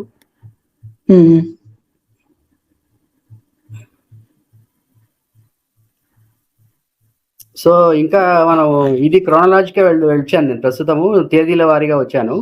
సో నెక్స్ట్ మనకి సబ్జెక్టుల వారీగా అంటే లైబ్రరీలు, తర్వాత సైంటిస్ట్ల హత్యలు, తర్వాత ఇలాంటివి కొన్ని ఉన్నాయి. అలాగే మనం నెక్స్ట్ ఇక్కడి నుంచి ఇట్లా మొదలు పెట్టుకుంటూ వస్తే ఇండియాలో పోర్చుగీస్ రావడము, తర్వాత ఇటు కొత్త ప్రపంచం అంటారు, అంటే ఇవాళ ఫిలిప్పైన్స్, తర్వాత ఇటు సౌత్ అమెరికా, ఇటువైపు వెళ్ళి కొలంబస్ వీళ్ళందరూ వెళ్ళి అమెరికాలో అక్కడ ఉన్నటువంటి రెడ్ ఇండియన్స్ ని ఎలా చేశారు, ఇలా చెప్పుకుంటూ పోతే ఒక్కొక్క దాంట్లో ఒక జాగ్రఫికల్ గా కూడా కవర్ చేయొచ్చు. నెక్స్ట్ సౌత్ అమెరికాలో ఉన్నటువంటి ఇన్కా, అజటెక్ లాంటి గొప్ప గొప్ప నాగరికతలను తుడిచివేసేశారు. తర్వాత మెక్సికోలో ఉండేవి, సౌత్ అమెరికా, రెడ్ ఇండియన్స్, అలాగే యూరోప్లోకి ఎలా వెళ్ళింది, ఎందుకంటే ఇప్పుడు స్టార్టింగ్ గ్రీస్, రోమ్ దాకా వెళ్ళి ఆ తర్వాత మెల్లగా జర్మనీ, ఫ్రాన్స్ లో పోయినసారి చూసాము సెయింట్ మార్టిన్ గారి మతోన్మాద చర్యలు పోయిన ఫస్ట్ ఎపిసోడ్ లో చూసాము. ఆ ఫ్రాన్స్ నుంచి నెక్స్ట్ జర్మనీ నుంచి ఇంగ్లాండ్, ఇలా అన్ని దేశాలకు ఎలా వ్యాప్తి చెందింది, అక్కడ ఉన్నటువంటి అక్కడ ఎంతో కొంత నాగరికత ఉండేది, దేవారాధన ఉండేది, పూజా పద్ధతులు ఉండేవి, వాటన్నిటిని కూడా తుడిపేసి ఈ మిత్రాయిజం చూసాం కదా. మిత్రాయిజం అనేది కనీసం 2000 నుంచి 3000 పైకి అవశేషాలు దొరికాయి. అంత విస్తారంగా ఉన్నటువంటి ఒక నమ్మకము అసలు నామరూపాలు లేకుండా వాళ్ళ గురించి ఏం తెలియకుండానే పోయింది అని అంటే విధ్వంసం ఎంత పెద్ద ఎత్తున జరిగింది అని ఆలోచించండి ఒకసారి. అవును, ఎవరన్నా చెప్పండి. మన మధ్యలో నలపరెడ్డి గారు ఉన్నారు సార్, గౌరీశంకర్. నలపరెడ్డి గారు చెప్పండి సార్. ఓకే, సహదేవ్ గారు నమస్కారం, తర్వాత ప్యానెల్ లో ఉన్న నమస్కారము, అదేవిధంగా లైవ్ చూస్తున్న ప్రేక్షకులకు నమస్కారము. చాలా మంది ఈ విధవులు ఆఫ్ నాలెడ్జ్ పిల్లలు ఏమంటారంటే ఒక దేశంలో ఉండే దేవుడు ఎలా దేవుడైతాడు, ప్రపంచం అంతా ఉండే దేవుడు కదా అని మన ఇండియాలో మన సనాతన ధర్మాన్ని విమర్శిస్తుంటారు. ఇది ఇండియాలో ఉంది, మిగతా చోట ఎక్కడ లేదని చెప్పేసి ఇప్పుడు మన సహదేవ్ గారు చూపించిన ప్రూఫ్ చూస్తే కన్నా వీళ్ళని డాష్ తో కొట్టినట్లు ఉంది సమాధానము. ఇది చూసి బుద్ధి తెచ్చుకోవాలి, వీళ్ళు ప్రపంచం అంతా ఉండింది సనాతన ధర్మం అనేది వీళ్ళు ఇప్పుడు తెలుసుకోవాలన్నమాట. ఈ ప్రూఫ్స్ ద్వారా తెలుసుకుంటారని నేను ఆశిస్తున్నాను. అది నేను చెప్పదలుచుకున్న విషయం. థ్యాంక్స్ అండి. అంటే మిత్రాయిజం అనేది మనకి అంటే ఋగ్వేదం లాంటి వేదాల్లో కొన్ని శ్లోకాలు మనకి మిత్ర అంటే సూర్యుడు, మిత్ర అంటే సూర్యదేవుడు. సో దాంట్లో మనకి జోరాస్ట్రియన్ మతానికి మనకి కొన్ని పాత శ్లోకాలు కామన్ గా ఉంటాయి. కాకపోతే మన దగ్గర హా ఉంటే వాళ్ళ దగ్గర జా వస్తుంది. సో హవి అంటే వాళ్ళు జవి అంటారు. సో అలా ఒక 10-15 శ్లోకాలు కూడా మన వాళ్ళు కంపేర్ చేసి ఉన్నాయి. ప్రాచీన జోరాస్ట్రియన్ మతంలో వాడిన పదాలు, ఋగ్వేద టైంలో ఉన్నటువంటి సంస్కృత పదాలు కామన్ ఉంటాయి. హబీస్, తర్వాత గౌ, తర్వాత మా ఇల్లు, అంటే కామన్ వర్డ్స్ చాలా ఉన్నాయి. అంటే ఇద్దరి మధ్యలో ఒక పంచుకుని అభివృద్ధి చేసుకున్నటువంటి ఒక నాగరికత ఉండేది. ఇండియన్స్ కి ఇరానియన్స్ కి మధ్యలో షేర్డ్ సివిలైజేషన్, షేర్డ్ లాంగ్వేజ్ ఉండేది. అది కాలక్రమేణా మనం తెలుగు, కన్నడ ఎట్లా విడిపోయినాయో అట్లా ఇరానియన్స్ అటు, మనం ఇటు ఒక మన ఇదిగా మారాం మనం. అది ఇంకెవరైనా ఉన్నారా సార్ కాలర్స్? నెక్స్ట్ గౌరీశంకర్ గారు మాట్లాడండి సార్. వినపడుతున్నదండి నా మాట? వినపడుతుంది, చెప్పండి. ఇప్పుడు మీరు ఈ మిత్రాయిజం అనేది చెప్పారు కదండి, అది దానికి మన సూర్యోపాసనకి ఏదన్నా లింక్ ఉందా? అంటే కొంతమంది వాదన ఏంటంటే మన సూర్యోపాసన అటు సైడ్ మిత్రాయిజం అనేటువంటిది ఒక వాదన ఉంది. అది ఎంత మాత్రం నిజం అనేటువంటిది నాకు కావాలి. అంతేనండి, ఇంకెంతకంటే నా డౌట్ ఏం లేదు. మిత్రాయిజం అనేది ఒక సెమీ సీక్రెట్, అంటే ఆడవారు పాల్గొనేవారు కాదు ఆ పూజల్లో, ఆ దాంట్లలో. ఎందుకంటే దాంట్లో వాళ్ళు వదిలిపెట్టిపోయిన చిహ్నాలు, ఆ యొక్క దున్న బలి ఇవ్వడము, ఇంకా కొన్ని చిన్న ఫోటో అంటే శిల్పాలు చిన్నవి, వాటి నుంచి కొంతవరకే గ్రహించగలుగుతున్నారు. కానీ వాళ్ళు ఎగ్జాక్ట్ గా వాళ్ళకి గ్రంథం ఏంటి, లేకపోతే వాళ్ళ ఆలోచన ఏమిటి అన్నది క్లియర్ ప్రూఫ్ దొరకలేదు ఇంకా ఎవరికి. అంటే మనకి సూర్యుడికి ఉండేటువంటి పేర్లలో మిత్ర అనేది ఒకటి కూడా ఉంటుంది కదా? ఉందండి, అది ఇది ఒకటి. It's an Indo Iranian God అంటారండి. మిత్ర is a Indo Iranian God. ఎప్పుడైతే మనకు ఇండో ఇరాన్ ఇద్దరిది ఒక 10,000 సంవత్సరాల క్రితం 8,000 సంవత్సరాల క్రితమో ఇద్దరి నాగరికతలు ఒక రైలు పట్టాలాగా వెళ్ళేవి, రెండు అటొకటి ఇటొకటిగా. సమానమైన నమ్మకాలు, సమానమైన పూజా పద్ధతులు అవన్నీ కూడా. ఎందుకంటే సూర్యారాధన అనేది ప్రాచీనంగా మానవ జాతికి ఒక దేవుడు భక్తి పూజ వచ్చినప్పటి నుంచి సూర్యారాధన కంటిన్యూగా వస్తుంది. రెండు సూర్యారాధన మాతృ ఆరాధన ఈ రెండు కూడా ప్రతి నాగరికతలో కామన్. ఇవి అంటే ధర్మము మతముని విడగొడితే మన ఫస్ట్ పునాదులు మనవి ముందు కూడా సూర్య ఆరాధన, తర్వాత తల్లి భూతల్లియో భూదేవియో మాతాను ఆరాధన కామన్. మీరు జార్ఖండ్, మన ఛత్తీస్గఢ్ జార్ఖండ్ ప్రాంతంలో 12,000 సంవత్సరాల నాటి ఆ రోజు నుంచి ఈ రోజు దాకా పూజిస్తున్నటువంటి చిన్నట ష్రైన్, అంటే రాళ్లను పేర్చి వాళ్ళు ఒక ప్రత్యేక ఆకృతి ఉన్నటువంటి రాయిని అక్కడ దేవతగా పూజిస్తారు.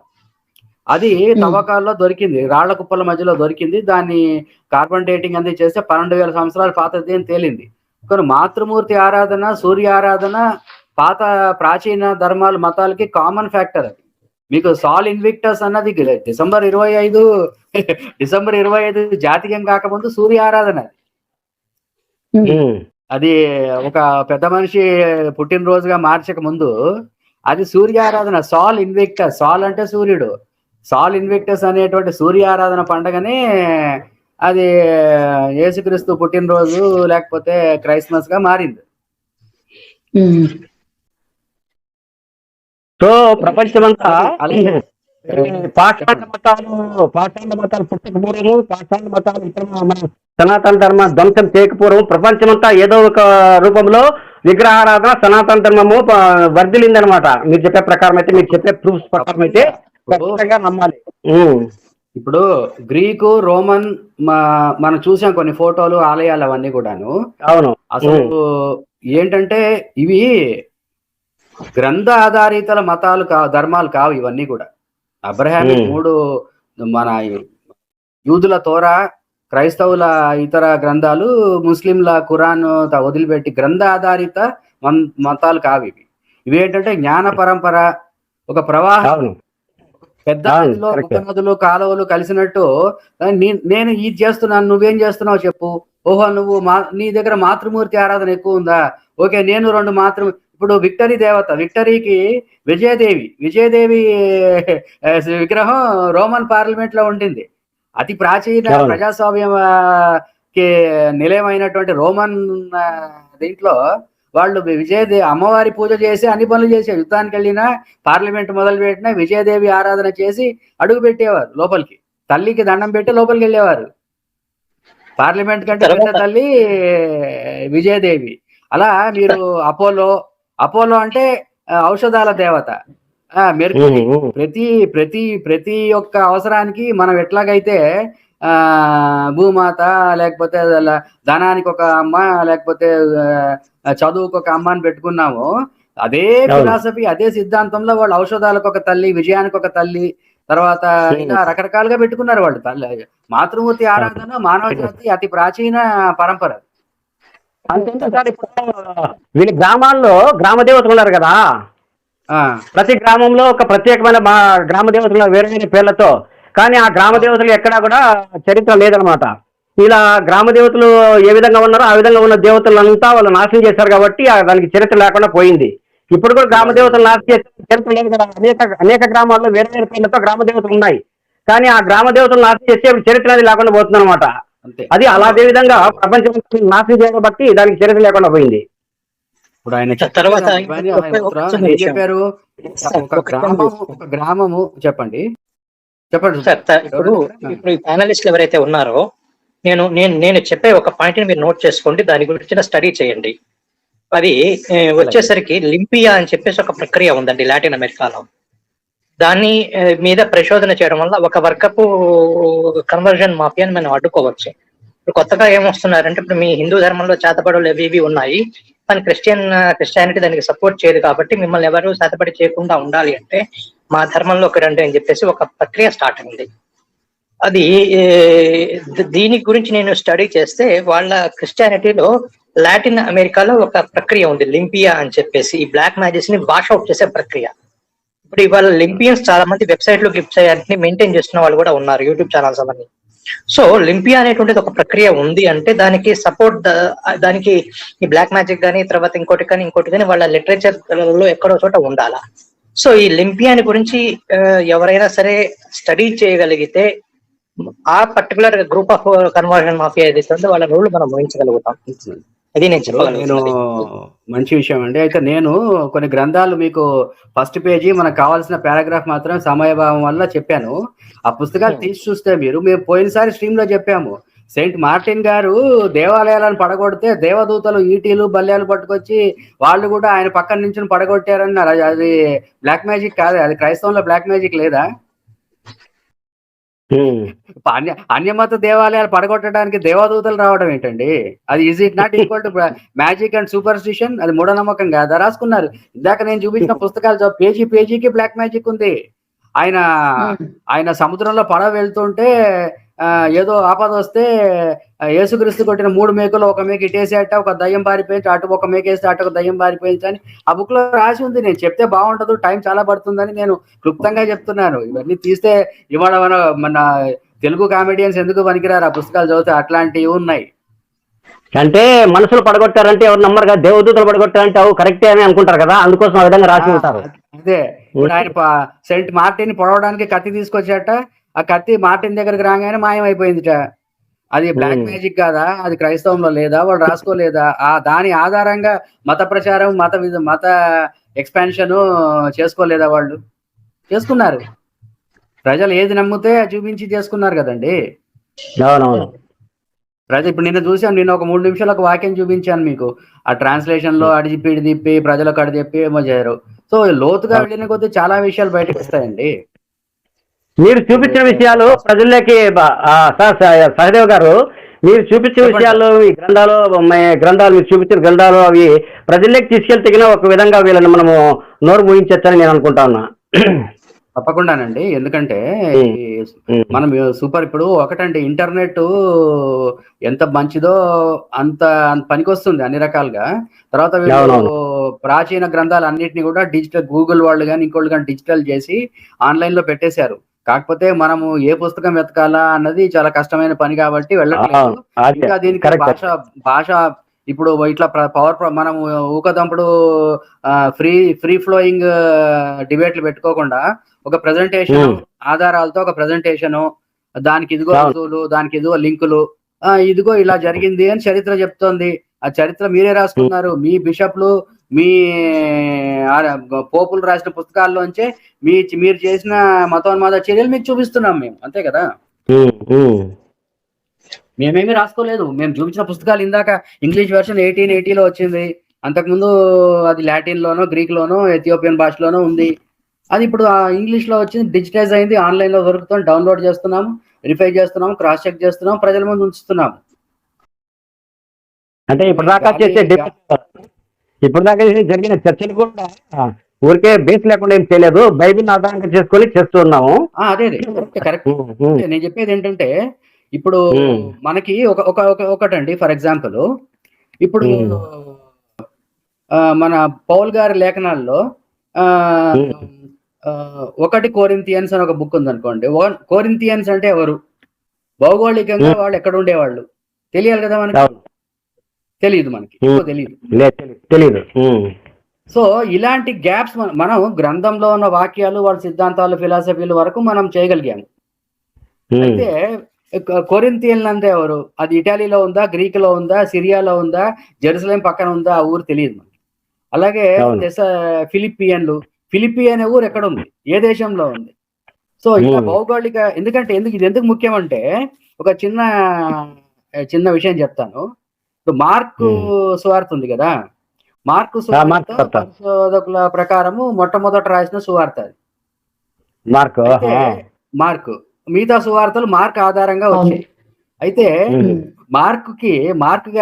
మార్కు సువార్త రాసిన వారికి జుడియా అంటే పాలెస్టైన్, జోర్డాన్, జెరూసలేం, నాజరత్, బెతలెహేము భౌగోళిక నాలెడ్జ్ లేదు.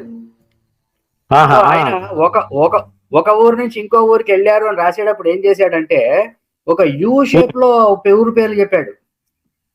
ఆహా, ఆ, అది మనకు బైబిల్ చదివితే అర్థం కాదు. అది అక్కడ గ్రీకు భాష నేర్చుకుని ఆ ప్రాంతానికి వెళ్ళి ఈ బైబిల్లో ఉన్నటువంటి ఊరు పేర్లను మ్యాప్ మీద గీసి ఇదేంద్రా బాబు పక్కన ఉన్న ఊరికి యూ షేప్ లో 300 కిలోమీటర్ల ఆడార్లోకి వెళ్ళి వెనక్కి వచ్చేయడం రాశాడు ఈయనంటే, మార్క్ గారు ఎక్కడో గ్రీస్ రోమ్ లో కూర్చుని సువార్త రాశారు.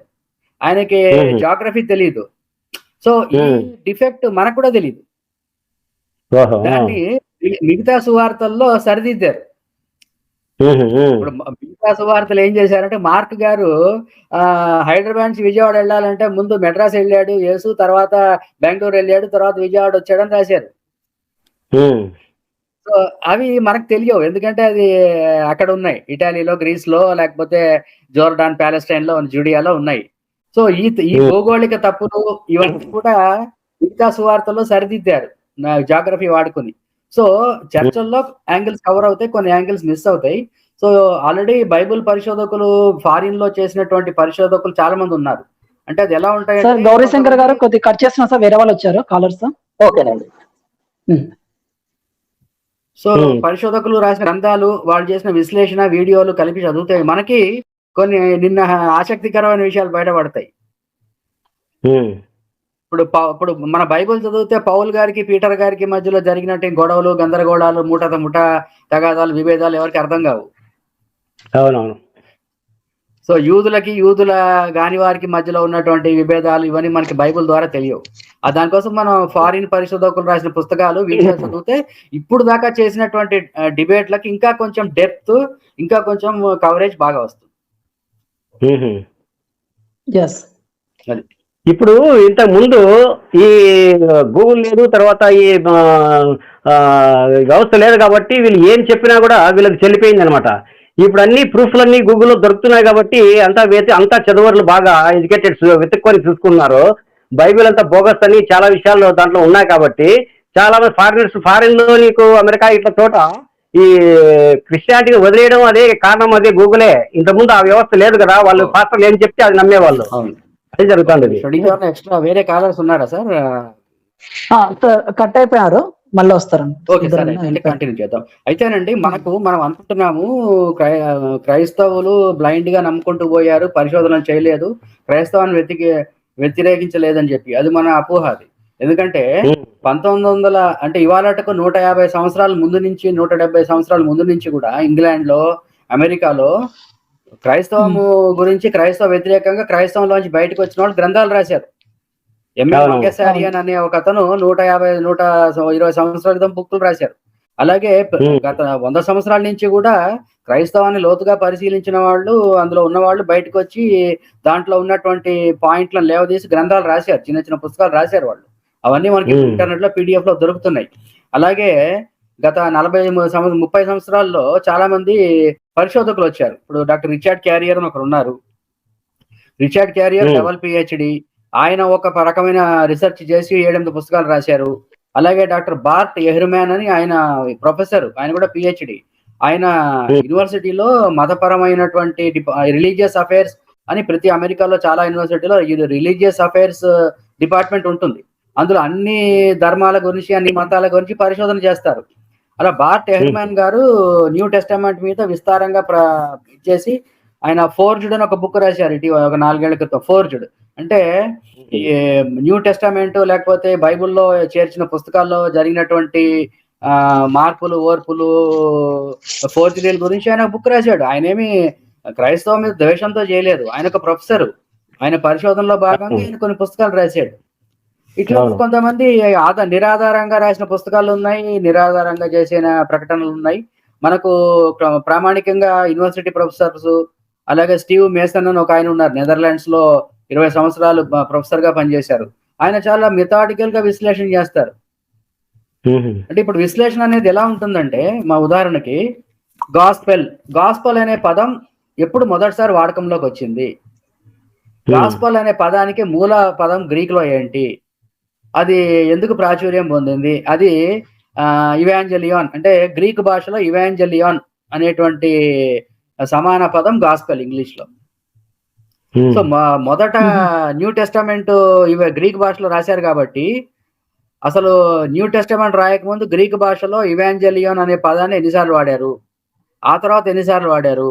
పౌల్ గారి లేఖనాల్లో ఇవాంజలియోన్ అంటే సువార్త ప్రకటన, ఇవాంజలియోన్ అంటే ప్రకటన, మన వాళ్ళు దాని సువార్త ప్రకటన అని కొద్దిగా అర్థం మార్చి గాస్పెల్ అంటే సువార్త ప్రకటన అన్నారు.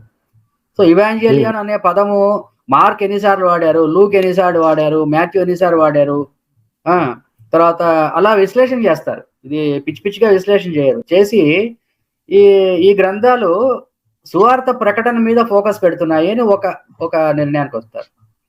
సో ఇలా సైంటిఫిక్ గా చెప్పండి. అయితే గ్రంథాలు రాసిండొచ్చు, కానీ అవి ఇల్లుస్ట్రేట్ కావడానికి మార్గం లేదు కదా. ఇప్పుడు ఈ సోషల్ మీడియా వచ్చింది కాబట్టి ఇప్పుడు గూగుల్లో పెట్టేస్తే, వికీపీడియాలో పెట్టేస్తే కొన్ని లక్షల మంది చూస్తారన్నమాట. అప్పుడు గ్రంథం రాసిన తర్వాత దాని ప్రచారం వేరే వాళ్ళు అందరూ చదివేదానికి లేదు కదా, ఎక్కడో ఉంటుంది, అది అందరికీ అందుబాటులో ఉండదు. ఇది వచ్చిన తర్వాత వికీపీడియాలో పెట్టేస్తే ఒక లక్షల మంది చూస్తున్నారు. అది జరుగుతుంది. అంటే ఈ అమెరికన్ మెథడ్ ఎలా ఉంటుందంటే వాళ్ళు పరిశోధన బాగా చేస్తారు, లోతుగా చేస్తారు, సాక్ష్యాధారాలు మెథడ్స్ అన్ని ప్రూఫ్ చేసి దాన్ని వేస్తారు. అయితే వాళ్ళకైన ఖర్చుని పుస్తకాల ద్వారా రాబడతారు. మీకు కొన్ని పుస్తకాలు 3,000 రూపాయలు 4,000 రూపాయలు ఉంటాయి, కొన్ని 12,000 రూపాయల పుస్తకాలు ఉన్నాయి. సో అన్ని పుస్తకాలు అందరికి అందుబాటులో రావు. కాకపోతే మన దగ్గర ఇండియాలో విశ్లేషకులు కూడా కొంతమంది పుస్తకాలు తెప్పించుకుని ఒక దగ్గర పెట్టుకుని వాటిలో సారాంశాన్ని, వాటిలో పాయింట్లని మనము బిట్లుగా ఇప్పుడు వాళ్ళు కూడా పుస్తకాలు రాసిన వాళ్ళు కూడా ఇంటర్నెట్ లో ప్రెజెంటేషన్లు ఇస్తారు. ఇప్పుడు అంతకుముందు ఈ పవర్ పాయింట్ ప్రెజెంటేషన్ ఇవ్వడము ఇలాంటివి చాలా తక్కువ ఉండేవి. ఇచ్చినా కూడా అది ఆన్లైన్ లో ఇవ్వలేకపోయేవారు. ఏదో ఒక కాలేజ్ లోనో ఆడిటోరియంలోనో ఒక 100 మందిని పిలిచి ఇచ్చేవారు. ఇప్పుడు ఏమైపోయిందంటే అలా రికార్డ్ అయినటువంటి ప్రెజెంటేషన్లు, పవర్ పాయింట్లు అన్ని కూడా మనకి యూట్యూబ్ లో అక్కడ అందుబాటులోకి వస్తున్నాయి. కాబట్టి మనం కూడా కొంత నాలెడ్జ్, డెప్త్, వెరైటీ, విశ్లేషణ పెంచుకోగలుగుతున్నాం. అదండి. సో నేను ఒక 20 మినిట్స్ గ్యాప్ తీసుకుంటానండి. కొంచెం అంటే మళ్ళీ ఒక 20 మినిట్స్ తర్వాత మళ్ళీ వస్తాను. కాలర్స్ ఉంటే ఇంకా అవకాశం ఇచ్చాం కదా, ఒక 25 కాలర్స్ ఇప్పుడు అయితే ప్రస్తుతానికి ఎవరు రాలేదు. పర్వాలేదు, 10 మినిట్స్ బ్రేక్. నేను స్టూడియో ఫుల్ ఉంటే బయటకు వస్తాను, లేదంటే జస్ట్ బ్యాక్ స్టేజ్ పంపించండి. Okay sir. ఫనీ గారు ఏమైనా యాడ్ చేస్తారా? యాక్చువల్ గా మాట్లాడదాం అనుకుంటున్నానులే, కానీ నాకు కొంచెం అన్ఈజీగా ఉంది. అంటే కొద్దిగా హెల్త్ ఇష్యూ ఉంది. అవును, కొద్దిగా నిద్ర వస్తుంది. నిద్ర కాదు, నాకు అన్ఈజీగా ఉంది. హెల్త్ బాగాలేదు కదా, ఫీవర్ అలా వచ్చి తగ్గటం, ఒళ్ళు నొప్పులు అలా, దానివల్ల మాట్లాడలేకపోతున్నాను. సరే, అంటే నిన్న ఒక పాయింట్ యాడ్ చేద్దామని మర్చిపోయాను. సో అది వాళ్ళు యాడ్ చేద్దామంటే యాడ్ చేస్తారు. ఇప్పుడు రాముడు దేవుడు అయితే మనం దాంట్లో రేపు యాడ్ చేద్దాం. డైవర్ట్ అయిపోతుంది, ఈరోజు టాపిక్ అంతా డైవర్ట్ అయిపోతుంది. ఏం లేకపోతే మనం త్వరగా ఈరోజు రెస్ట్ తీసుకున్నాం. చాలా రోజులు కదా. గోపి కాలర్స్ ఎవరు లేరు. గోపి గారు మీరు ఏమైనా యాడ్ చేస్తారండి? ఏం లేదు. సో సహదేవ్ సార్, కన్క్లూజన్ తీసేసుకుంటున్నాను అయితే. ముగిద్దాం సార్.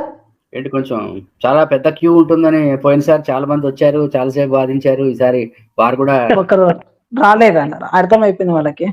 పోయినసారి వాదించి పప్పులు ఉడకలేదని ఈసారి పోయినా కూడా పప్పులు ఉడకని చెప్పేసి రాలేదేమో సార్. అందుకే మనం ఒక అవకాశం ఇచ్చాము, 20 నిమిషాలు ఆగాము.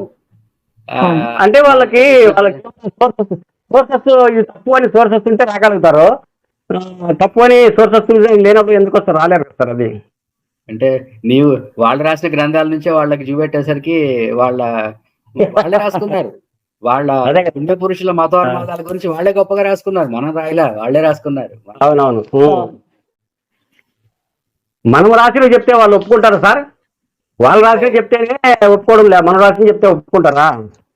అదే దానికోసం. సరే, అంటే కొంచెం మనము ఆడియన్స్ లోకి సబ్జెక్ట్ తీసుకెళ్లి విశ్లేషణ ఒక మెథడ్ తీసుకెళ్తే అది ఇదే ఒక పద్ధతిగా అందరూ కొంచెము పిచ్చివాగుడు వాగకుండా, టైం వేస్ట్ చేయకుండా కాంపాక్ట్ గా అందరు చేయగలుగుతారు ఒక ఉద్దేశంతో నేను ఈ ఒక academic model presentation, discussions, debate, questions చేస్తున్నాం. ప్యాటర్న్ స్టార్ట్ చేద్దామని ప్రయత్నం చేస్తున్నాను. అంతే. మంచి తప్పకుండా చేద్దాం. సో కంక్లూడ్ చేయండి. అందరూ అలసిపోయినారు ఇవాళ అనుకోకుండా స్ట్రీమ్. తర్వాత ఓకే. తర్వాత చూసుకుంటారు అందరూ. ఇక్కడ ఉంటుంది కాబట్టి ఛానల్ యూట్యూబ్ లో తప్పకుండా అందరూ చూస్తారని ఆశిద్దాం. ఉంటుంది సార్ లైవ్. ఓకే, తప్పకుండా సార్. ప్రేక్షకులారు ఎవరైనా ఈ లైవ్ కార్యక్రమం అంటే మీ అభిప్రాయం చెప్పడానికి మీరు కూడా ముందుకు రావచ్చు. సో ఆల్మోస్ట్ సార్ మీరే కన్క్లూజన్ ఇచ్చేసాను సార్, తర్వాత నేను ఇస్తాను. సహదేవ్ సార్.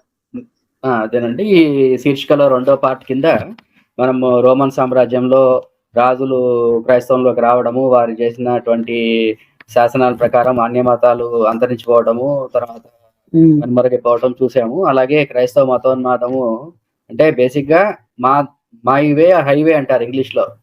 నా నా నా దారిలో రా, లేకపోతే నాశనం అయిపో, చచ్చిపో నువ్వు అన్నట్టు. నీ పూజా పద్ధతులు మేము ఒప్పుకోము, నీతో పాటు నడవము మేము అనేటువంటి సిద్ధాంతం ఏదైతే ఒకే దేవుడు అన్నటువంటి సిద్ధాంతము తీసుకొచ్చారో ఈ గ్రంథ ఆధారిత ధర్మ మతాలు, వాటి మీద విశ్లేషణ జరిగింది. దాని ఆధారంగా ఈ రోజుకి కూడా మన ఆంధ్రప్రదేశ్ లో వివిధ, ఇదొక శాంపుల్ చూపించాను మీకు, ఇలాంటి కొన్ని వందల ఉదాహరణలు చూపించవచ్చు. చేసుకుంటూ చిన్న చిన్న పిల్లల దగ్గర నుంచి చట్టవిరుద్ధంగా అనైతికంగా ఎవరి బలహీనత, ఎవరి ఆరోగ్య ఆర్థిక ఇబ్బందులను వాడుకుని వాళ్లకు తమ మతాన్ని రుద్దే ప్రయత్నము చేస్తూనే ఉన్నారు. ఇది అంత శ్రేయస్కరం కాదు. సో కాకపోతే ఇవన్నీ ఇలా జరుగుతున్నాయనే ప్రజల ముందు పెట్టవలసిన బాధ్యత ఇలాంటి ఛానల్స్ మీద ఉంది. కాబట్టి మనం కొన్ని ఆధారాలతో, కొన్ని రుజువులతో, కొన్ని పెట్టాము. ప్రేక్షకులు ఇలాంటి మోడల్ ని స్వీకరిస్తారని ఆశిస్తున్నాను. ఈ అవకాశం ఇచ్చినటువంటి మీ శ్రీరామరాజ్యం ఛానల్ కి పాల్గొన్న అందరికీ నా నుంచి ధన్యవాదాలు అండి. ప్రేక్షకులకి ధన్యవాదాలు. నమస్కారం. రాముడు చెప్పండి గురుగారు. మన భారతీయులకు అవగాహన ఏమిటంటే ఏదో 15వ శతాబ్దం నుంచే మన సనాతన ధర్మం దాడి జరుగుతుందని ఈ ముస్లింస్ తర్వాత ఈ క్రిస్టియన్స్ వచ్చి దేవాలయాలు పడగొట్టి అన్ని మతస్థులు దాడి చేస్తారని మనకి అవగాహన ఉంది. కానీ మన ఈ సహదేవ్ సార్ గారు చూపించిన దాన్ని బట్టి చూస్తే క్రీస్తు శకం 300 సంవత్సరం నుండి ఈ సనాతన ధర్మం దాడి జరుగుతుందని క్లియర్ గా తెలుస్తుంది. ప్రూఫ్ తో సహా చూపించాడు. కాబట్టి అప్పుడు ఒక 100-200 సంవత్సరాల్లోనే 300 సంవత్సరాల నుండి 450 సంవత్సరాలకే ఎంత క్రిస్టియన్స్ లేకుండా విగ్రహాలు ఎవరు లేకుండా చేశామని వాళ్ళే సాటిస్ఫై అయినారంటే ఏ విధంగా దాడి జరిగిందో మనం ఊహించుకోవచ్చని నేను కన్క్లూడ్ చేస్తున్నాను. చాలా సంతోషము. అయితే ప్రేక్షకులారా, అలాగే ముఖ్యంగా సహదేవ్ సార్కి, ఎందుకంటే చాలా చక్కటి అంశాన్ని మనకు వివరించారు. అలాగే వాస్తవాలతో కూడినటువంటి నిజాలను ప్రజల ముందు పెట్టారు. అది ఎంతైనా మీకు ప్రత్యేకమైన ధన్యవాదాలు తెలియజేసుకున్నాను సార్. ఇలాంటి ప్రోగ్రామ్స్ భవిష్యత్తులో మీరు ఇంకా సమయం కేటాయించే ధర్మం కోసం ఆల్రెడీ మీరు చేస్తున్నారు. ఎంతో రీసెర్చ్ చేసేసి వాస్తవాలు ప్రజల ముందు తీసుకెళ్లే ప్రయత్నం కూడా మీరు చేస్తున్నారు. ఒక్క నిమిషం, ఒక సహోదరు వచ్చారు. చెప్పండి. శివహం. శ్రీమాత్రేనమ. అందరికి నమస్కారం అండి. నమస్కారం సార్, చెప్పండి. సహదేవ్ గారు ఎంతో కృషి చేసి చాలా విలువైన సమాచారాన్ని అందిస్తున్నారు. దాని కనుక ఒక పుస్తక రూపంలో అందరికీ అందుబాటులోకి తెస్తే ప్రస్తుతం ఏదైతే ఈ క్రైస్తవులు చెప్తున్నారో ఆ సోదిని కొంచెం అందరూ తెలుసుకొని ఖండించడానికి అవకాశం ఉంటుందని నా ఉద్దేశం. ఆ విషయం సహదేవ్ గారు సార్ అప్పుడే విన్నవించామండి, అది చేద్దామని చెప్పారు. ఇందాక అన్నారు. ఖచ్చితంగా అందుబాటులోకి చిన్న చిన్న డేట్లు అవి ఇచ్చేటట్టుగా ఎప్పుడెప్పుడు ఏం జరిగిందనే ఉద్దేశంలో మంచి ప్రయత్నిస్తారని ఉద్దేశం. మంచి ఉద్దేశం. చాలా చక్కగా చెప్పారు. రైట్. ఓకే, థ్యాంక్ యూ అండి. Thank you. ఓకే, ధన్యవాదాలండి. సో ఇంతటి విలువైన సమాచారం అందించినటువంటి సహదేవ్ సార్కి ధన్యవాదాలు. అయితే ప్రేక్షకులారా, ఈ వీడియోని కూడా మీకు కూడా నచ్చితే, మీరు ఇలాంటి ఇన్ఫర్మేషన్ మళ్ళీ అప్డేట్స్ మీకు కావాలనుకుంటే ఛానల్ని సబ్స్క్రైబ్ చేసుకోండి, షేర్ చేయండి, లైక్ చేయండి, కామెంట్ చేయండి. అలాగే మీకు తెలిసిన బంధువులకు కూడా, అంటే క్రైస్తవులు కూడా చూస్తే కూడా ఇది చాలా వాస్తవాలు తెలుస్తాయి. ఎవరికైనా సందేహాలు ఉంటే మీరు రెస్పాండ్ అవ్వచ్చు. మరిన్ని భవిష్యత్తులో కూడా మరిన్ని మంచి ఎపిసోడ్స్ కూడా సహదేవ్ సార్ నుంచి వస్తాయని ఎక్స్పెక్ట్ చేస్తూ, అలాగే మనము మరోమారు రేపు మంచి అంశంలో కలుసుకుందాం. అందరికీ జై శ్రీరామ్. భారత్ మాతాకి జై. జై శ్రీరామ్. జై శ్రీరామ్. జై శ్రీరామ్.